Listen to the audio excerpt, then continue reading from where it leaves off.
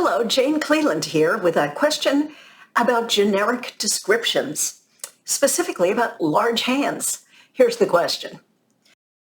Even popular writers say, quote, large hands, end quote, repeatedly to describe a man's hand.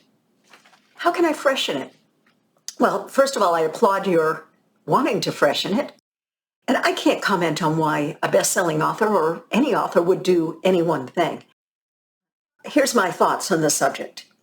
I'm only going to mention the size of his hands if it's relevant. Is it relevant to the story or to his character in some way? So staying with the idea of man's hands, are they particularly large for his body? Is that what the issue is? How much larger than normal? What about that is extraordinary?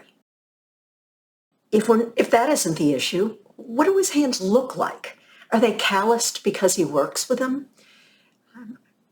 Are they manicured because he's that kind of guy that gets manicures? Why are you telling me about his hands?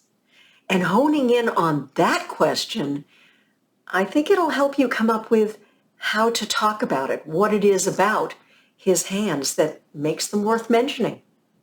I know you can do it.